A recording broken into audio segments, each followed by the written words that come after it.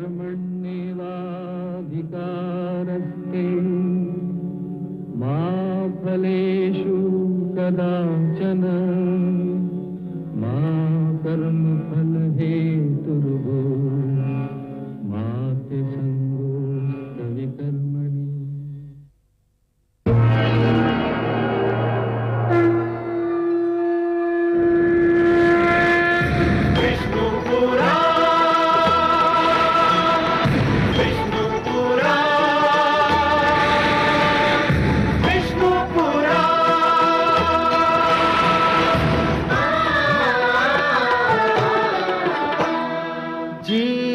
ज्ञान ब्रह्म ज्ञान अथ श्री विष्णु पुराण ओम की कथा महान जय श्री विष्णु पुराण विष्णु पुराण विष्णु पुराण विष्णु पुराण प्रगटे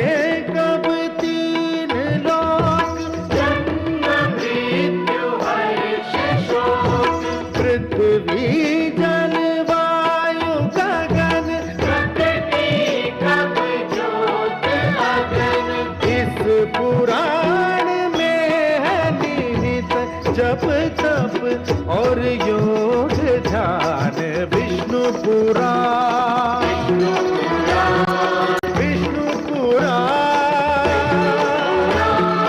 विष्णु पुराण। मैं माँ हूँ, धरती माँ। संसार में दो प्रकार के लोग होते हैं। एक वे जो ये जान लेने के बाद कि वे सीधी राह पर नहीं थे, अपने सोचने का ढंग बदल देते हैं, सुधर जाते हैं। दूसरे वे जो अपने आप को सुधारना अपनी हार समझते हैं। उनका अहंकार उन्हें सुधरने नहीं देता। उनके सोचने समझने की शक्ति झूठे अहंकार के बोझ तले पिसकर रह जाती है। गुरु शुक्राचार्य ने अपनी आंखों से देखा कि उनके दोनों पुत्र षंड और अमर्क मारे गए, और फिर प्रहलाद ने श्री विष्णु भगवान की सहायता से उन्हें पुनर्जीवित कर दिया। मगर उनका अहंकार इस हार को स्वीकार करने से इनकार कर रहा है। जब उनकी ये दशा है तो हिरण्यकशिपु से ये आशा रखना ही व्यर्थ है कि वो प्रहलाद को सच्चा मान लेगा, क्योंकि वो तो अहंकार गुरु शुक्राचार्य से भी आगे है। गुरु शुक्राचार्य तो केवल भगवान श्री विष्णु के बैरी हैं, किंतु हिरण्यकशिपु तो स्वयं को भगवान मनवाने पर अड़ा हुआ है। देखना यह है कि अपनी इस हार का वो किस प्रकार सामना करता है।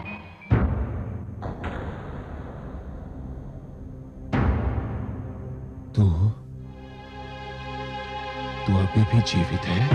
हाँ पिताश्री, भगवान विष्णु की कृपा से मैं बच गया। किंतु मैं आपसे ये पूछता हूँ कि आपके आज्ञा अनुसार मेरा वध हो जाता तो क्या आप मुझे पुनर्जीवित कर सकते थे? बंद कर अपना प्रलाप। गुरुदेव कहाँ है? कहाँ है गुरुदेव? मैं यहाँ हूँ दैत्येंद्र। ये मैं क्या देख रहा हूँ गुरुदेव? षंड और अमर्क के निर्जीव स्वर, आपका पहली बार झुका हुआ सिर, और ये जीवित दुष्ट प्रहलाद, ये मैं क्या देख रहा हूं गुरुदेव? कहीं मैं स्वप्न तो नहीं देख रहा?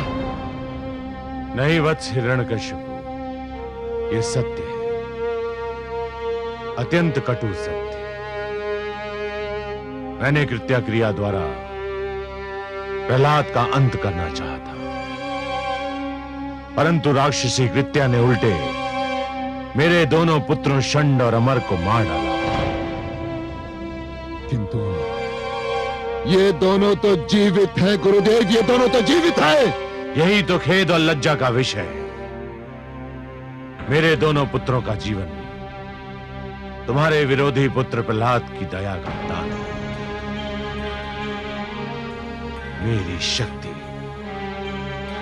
तुम्हारे पुत्र की शक्ति के समक्ष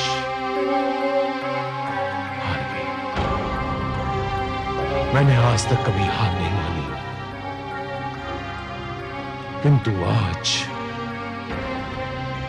आज मैं अपनी हार स्वीकार करता हूं।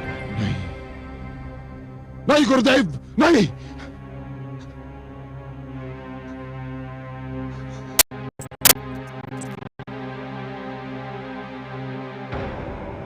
ये नहीं हो सकता, ये नहीं हो सकता, मैं ऐसा नहीं होने दूंगा, ऐसा कदापि नहीं होने दूंगा। तेरे विष्णु ने मेरे भाई को छीना, मेरी बहन को छीना और अब मेरे गुरुदेव को छीन लिया तेरे विष्णु ने।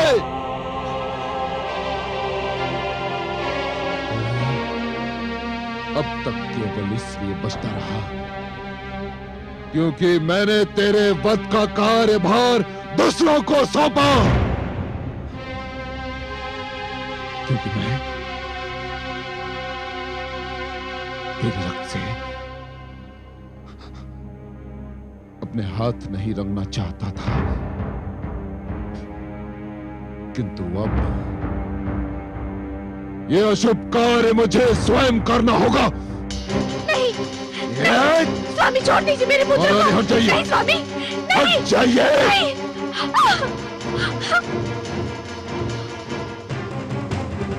अब कोई नहीं आ सकता तेरे मेरे बीच। अब यह संसार देखेगा कि एक पिता अपने पुत्र का वध कैसे करता है।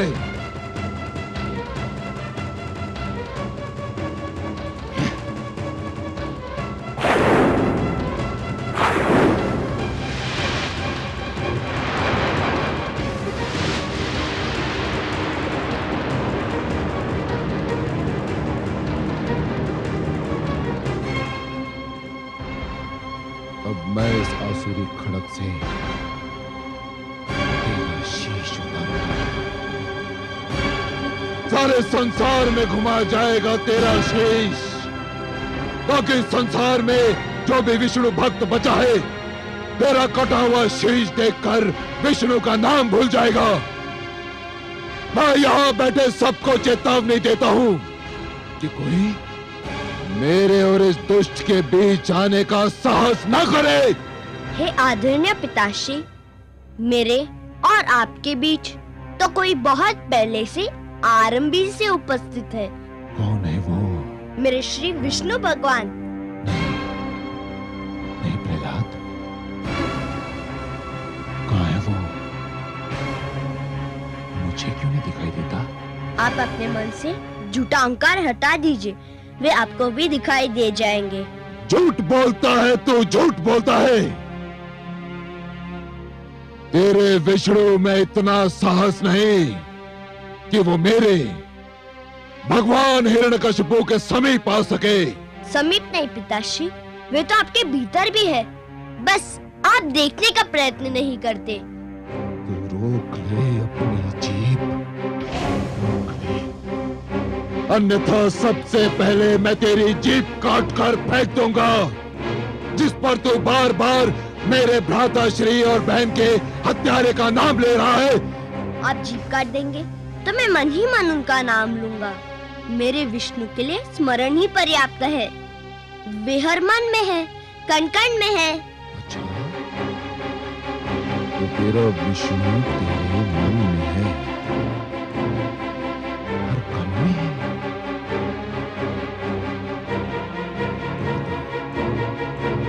तेरा विष्णु स्लोस्तंभ में है। हाँ पिताश्री, मेरा विष्णु इस लोह स्तंभ में भी है। सैनिकों, इस लोह स्तंभ को अग्नि से तपाओ, इसे अंगारे की भांति लाल बनाओ।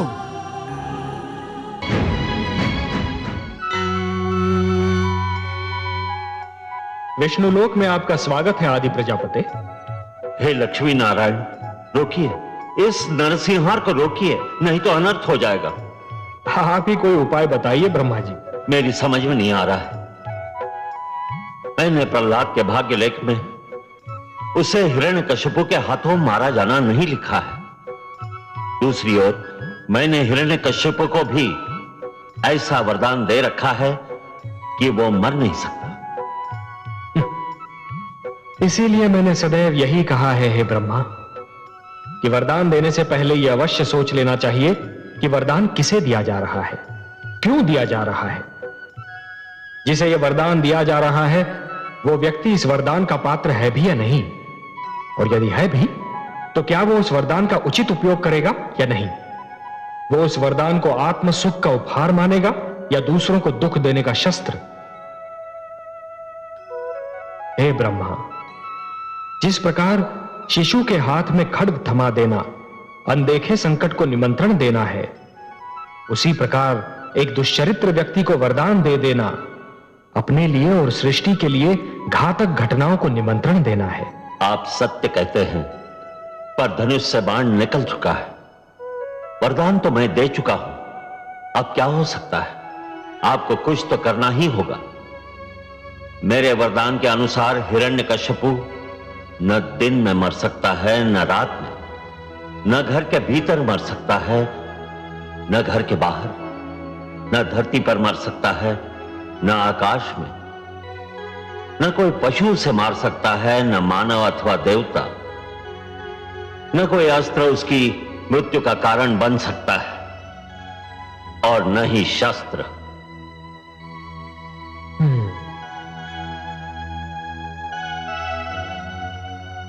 बहुत जटिल समस्या है ब्रह्मा जी।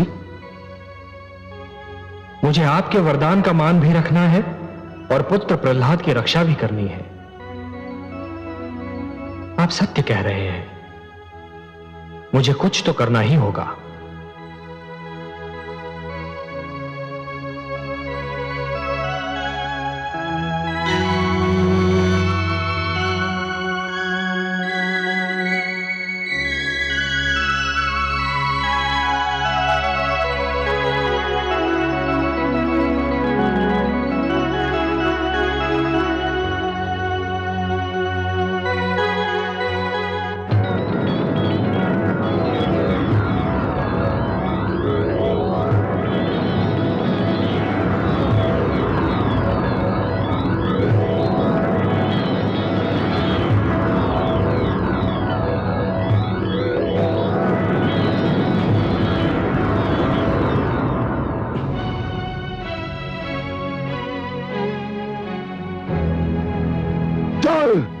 नहीं स्वामी, मत ले जाइए मेरे लाल को, छोड़ दीजिए उसे, क्षमा कर दीजिए, मत ले जाइए उसे, क्षमा कर दीजिए स्वामी, मत ले जाइए, मत ले जाइए, मत ले जाइए।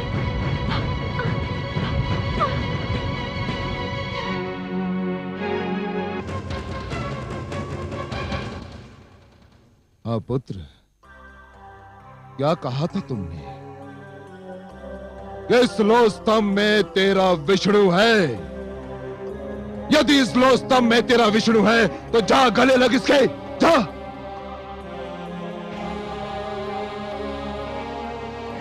आगे बढ़ दुष्ट, अपने विष्णु का आलिंगन कर, जा। जो आज्ञा पिताश्री, आपका आशीर्वाद चाहिए। ओम नमो भगवते वासुदेवाय। ओम नमो, ओम नमो।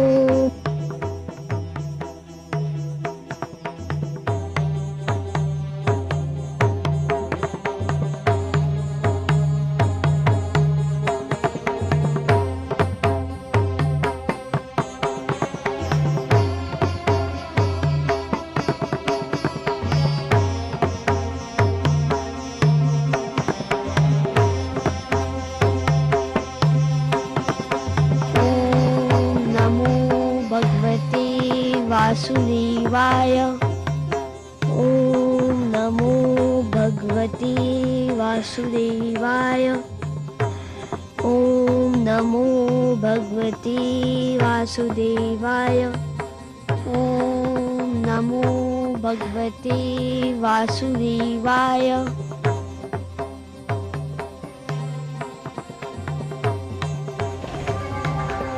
मैं अपने विष्णु के गले लग गया पिताश्री। धूर्त कपटी, अवश्य तेरे पास मायावी शक्तियां हैं जिसकी सहायता से तूने इस लौह स्तंभ को ठंडा कर दिया।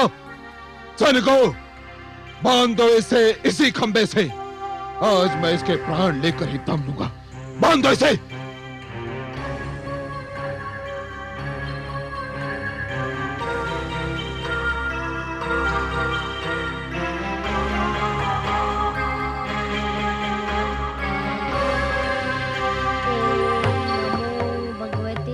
वासुदेवाय।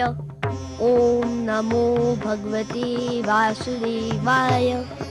ओम नमो भगवते वासुदेवाय। ओम नमो भगवते वासुदेवाय।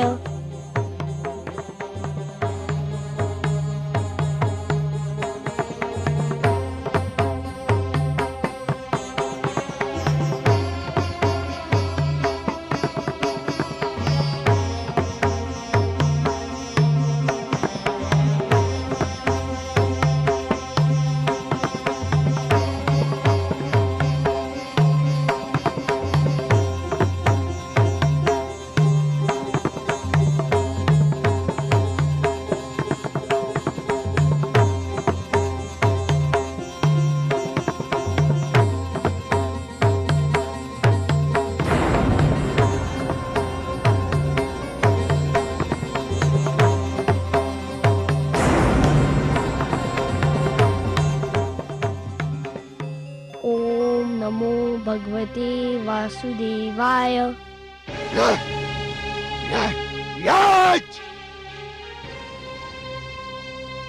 अब तुझे कोई नहीं बचा सकता, तेरा विष्णु भी नहीं। हाँ,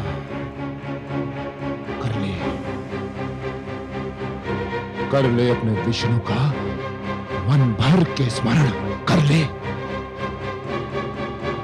यदि तेरे कथनानुसार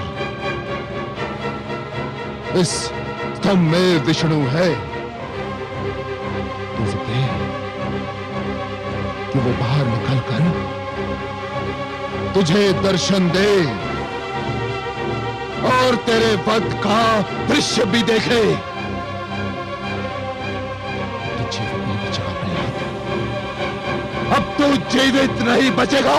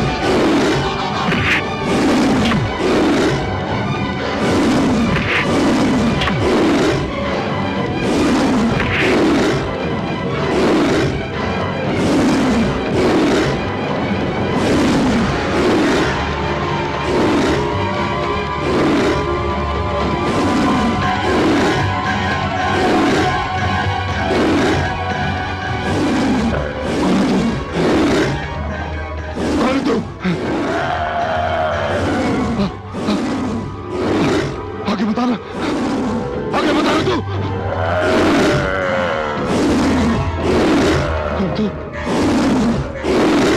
कौन है तू? आगे बताना, आगे बताना तू।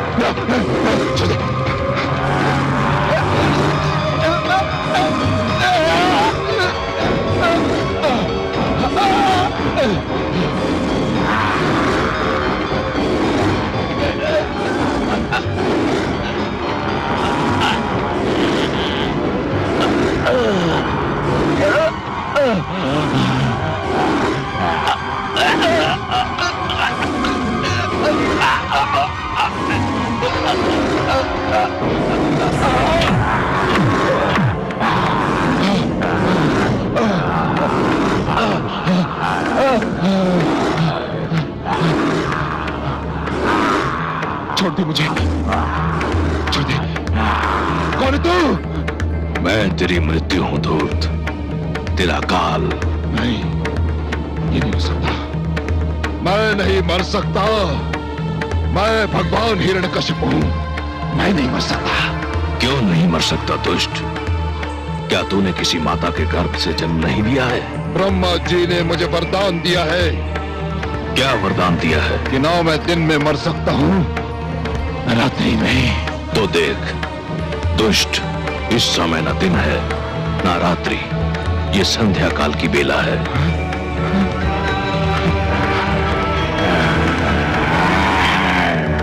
ना मैं घर के भीतर मर सकता हूं, ना घर के बाहर। तू न घर के भीतर है न घर के बाहर, तू इस समय चौखट पर है।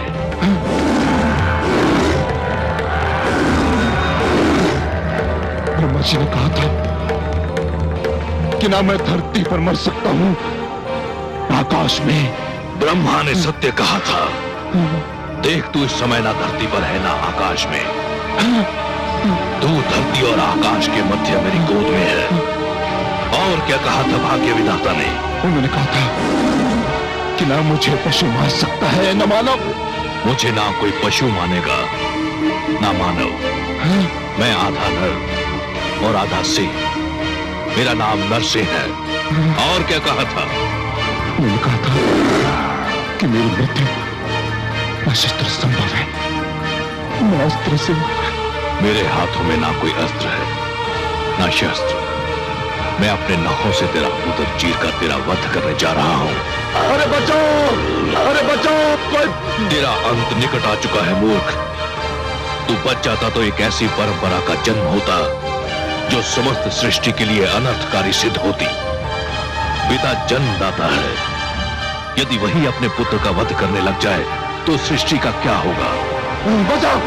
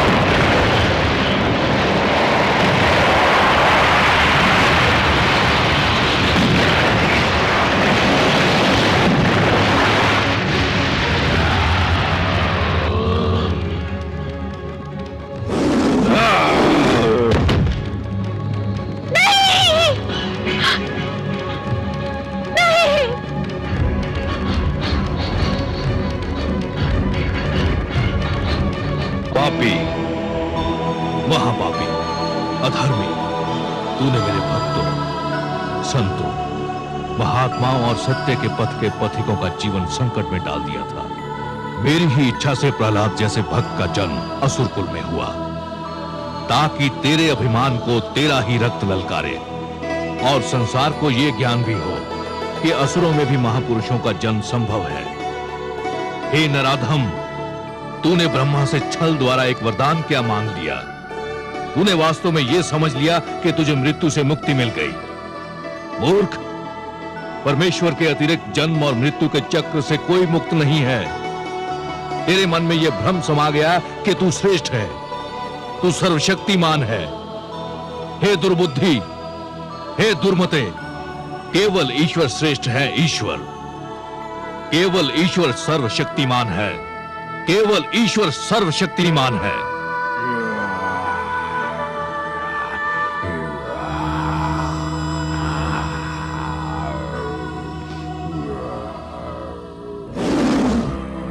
शांत हो जाइए हे विश्वेश्वर, शांत हो जाइए। नहीं, आज संसार को यह ज्ञात हो जाना चाहिए कि परमेश्वर की शक्ति को ललकारने वालों का क्या परिणाम होता है।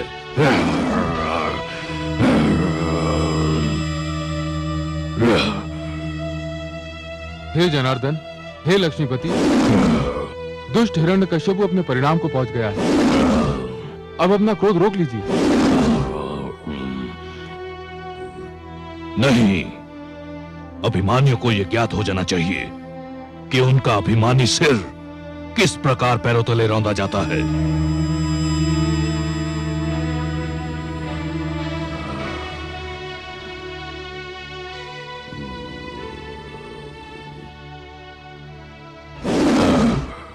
हे वासुदेव, आपने न्याय कर दिया है। हिरण्यकश्यपु के शरीर के साथ उसका अभिमान भी ठंडा पड़ चुका है। अब अपने प्रकोप को समेट लीजिए, नहीं तो समस्त सृष्टि उसकी चपेट में आ जाएगी। इस पापी ने स्वयं को ईश्वर कहा था, स्वयं को सर्वशक्तिमान कहा था, मेरे भक्तों को कष्ट दिया था।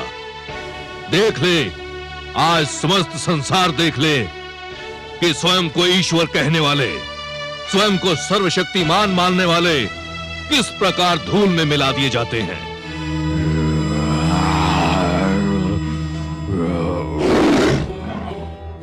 हे दया निधान, हे कृपा सागर, हे करुणा सिंधु, मैं जानती हूँ जब मानवता पे कोई संकट आता है, जब कोई आपके भक्तों को सताता है, तब आपके मन में क्रोध का ज्वार उमड़ता है।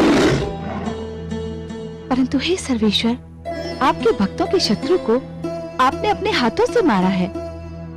अब तो आप शांत हो जाइए। कैसे शांत हो जाऊं? अधर्म को कैसे सहन कर लूं? अधर्म मेरे समक्ष मृत पड़ा है और अधर्म को तो मैं मृतक रूप में भी नहीं देख सकता।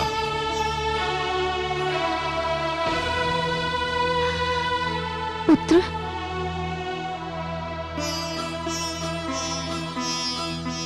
पुत्र, इनके क्रोध का कारण है तुम्हारा कष्ट। केवल तुम ही इनके क्रोध को शांत करा सकते हो। यदि इनका क्रोध शांत नहीं हुआ तो प्रलय आ जाएगी, सारी सृष्टि संकट में पड़ जाएगी। आओ पुत्र। ओम नमो भगवते वासुदेवाय। हे मेरे वासुदेव, मेरे विष्णु, मेरे मन में जन्म ही से आपकी जो छवि बसी है वह बड़ी सुंदर, बड़ी कोमल, बड़ी मनमोहक है। मैंने हर पल उसी छवि को पूजा है। हे जगदीश्वर, मुझे आपके इस विकराल रूप से डर लग रहा है। मैं जानता हूँ आपके क्रोध का कारण है मुझे दी जाने वाली यातनाएं, मुझे पहुँचाया जाने वाला कष्ट। उन यातनाओं और कष्ट का आपकी कृपा से अंत हो चुका है। हे वासुदेव, विश्वास कीजिए, मैंने आपसे अपने भाई आह्लाद और गुरुजन शंडर अमर के जीवन की भिक्षा अवश्य मांगी थी, परंतु पिताश्री के जीवन की भिक्षा कदापि नहीं मांगूंगा। वे आपके बैरी थे, आपने न्याय कर दिया। अब आप शांत हो जाइए और मुझे अपना वह मधुर रूप दिखा दीजिए जो मेरे मन में बसा हुआ है। हे वासुदेव, मेरी विनती सुन लीजिए, मेरी प्रार्थना स्वीकार कर लीजिए।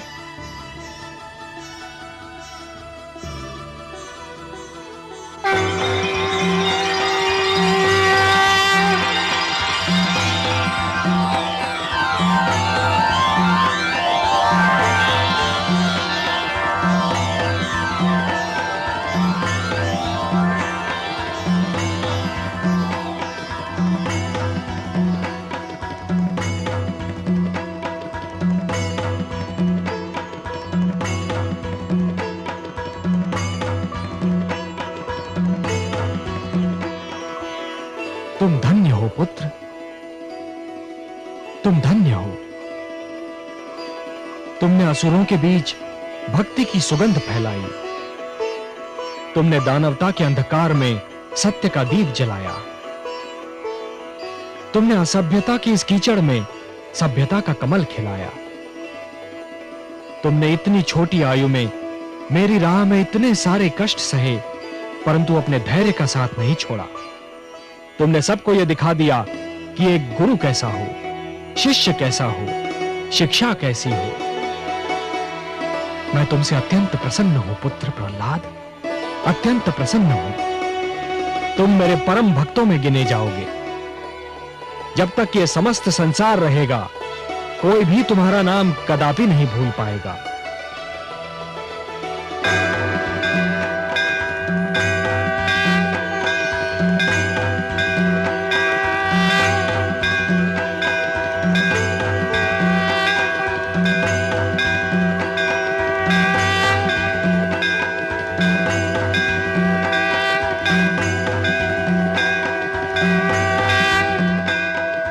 पद्मनाभ, हे वासुदेव, आपको कोटि कोटि प्रणाम।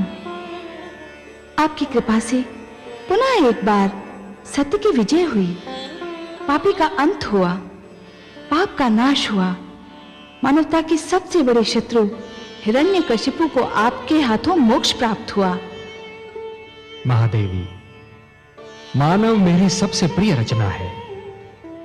यह धरती तो मुझे स्वर्ग से भी अधिक सुंदर लगती है।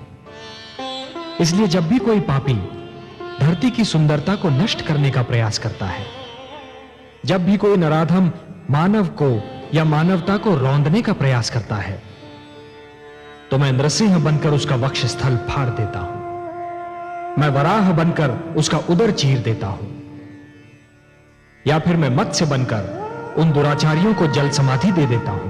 आपकी इस कृपा के लिए मानव और धरती के साथ साथ मैं भी आपकी आभारी हूं कमल नयन। जिस प्रकार आपने पुत्र प्रहलाद की रक्षा की, सारे संसार की माताओं की ओर से मैं आपको धन्यवाद देती हूँ। महादेवी, जिस प्रकार संतान को दूध पिलाने के लिए किसी माता को धन्यवाद नहीं दिया जाता, जिस प्रकार परिवार का पालन पोषण करने के लिए पिता को धन्यवाद नहीं दिया जाता, और जिस प्रकार फल देने के लिए वृक्ष को धन्यवाद नहीं दिया जाता, उसी प्रकार अपने भक्तों की रक्षा करने के लिए मेरा भी धन्यवाद देने की कोई आवश्यकता नहीं है महादेवी। मैं तो पिता हूं, सर्वेश्वर हूं, और यह समस्त विश्व मेरा परिवार है। भक्त प्रहलाद तो मेरा एक महान भक्त है महादेवी, और अपने भक्तों से मैं इतना अधिक प्रेम करता हूं कि कदाचित स्वयं अपने आप से नहीं करता। सत्य है कमल नयन, इसीलिए तो हिरण्यकशिपु पर आपके क्रोध का स्मरण करके मुझे अभी भी रोमांच हो रहा है। महादेवी, एक पापी, एक अत्याचारी कभी भी मेरी दया का पात्र नहीं हो सकता। हिरण्यकशिपु के पापों का घड़ा मेरे भक्तों से रक्त से भर रहा था। कोई भी दिन ऐसा नहीं था जिस दिन उसने मेरे भक्तों की हत्या न की हो। जिस क्रूरता से उसने विष्णु नाम के बालक की हत्या कर दी, उसी क्रूरता से मैंने भी उसका वध कर दिया। आपको उस पापी के लिए कैसा भयानक रूप धारण करना पड़ा था? महादेवी, अपने भक्तों की रक्षा करने के लिए मैं कोई भी रूप धारण कर सकता हूं। जैसे आज नृसिंह अवतार धारण करके मैंने उस पापी हिरण्यकशिपु का वध कर दिया, जो स्वयं अपने ही पुत्र का वध करना चाहता था, केवल अपने पाखंड की रक्षा करने के लिए। अपने स्वार्थ, अपनी महत्वाकांक्षा के सामने वो ना तो राजधर्म को निभा पाया, न एक पति के धर्म को, और ना ही पिता के धर्म को। मैंने उसके वंश में प्रहलाद जैसे बालक को जन्म दिया। प्रहलाद, जिसका मुखमंडल देखकर स्वयं अत्याचार को भी दया आ जाए। परंतु हिरण्यकशिपु को दया नहीं आई महादेवी। महादेवी, यह धरती मैंने ऐसे अत्याचारियों के लिए नहीं बनाई। यह धरती मैंने ऐसे हत्यारों के लिए नहीं बनाई। इस धरती की सुंदरता धमाके से उजाड़ने के लिए मैंने नहीं बनाई महादेवी। इसलिए आज मैं यह पुनः घोषणा करता हूं, परित्राणाय साधूनां विनाशाय च दुष्कृतां धर्म संस्थापनार्थाय संभवामि युगे युगे।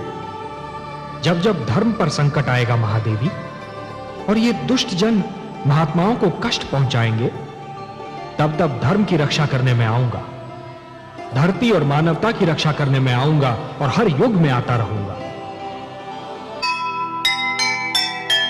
होना ही था एक दिन अभिमानी का नाश, अंधियारा हारा सदा, जीता सदा प्रकाश। अहंकार जब कर गया अपनी सीमा पार, भक्तों के हित में किया दुष्टों का संहार, दुष्टों का संहार। जो सुनेगा ये पुराण पाएगा सुख और ज्ञान, पाएगा सुख और ज्ञान। कर्म को ही धर्म जान, प्रेम की तू छेड़तान, प्रेम की तू छेड़तान। बीते युग बता रहे हैं, बीते युग बता रहे हैं, सत्य पथ पे चल सुजान। विष्णु